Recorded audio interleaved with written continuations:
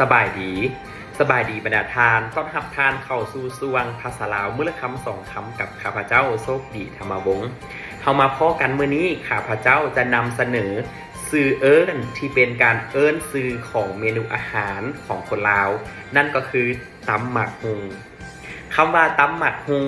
กงกับคำในภาษาไทยก็คือส้มตำเป็นคำที่เป็นสื่อเอิ้นเมนูอาหารอันยอดฮิตของคนลาว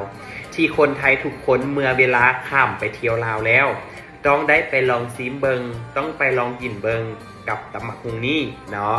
อย่างเช่นประโยคที่ใช้ในบทสนทนาที่ว่าเอื้อย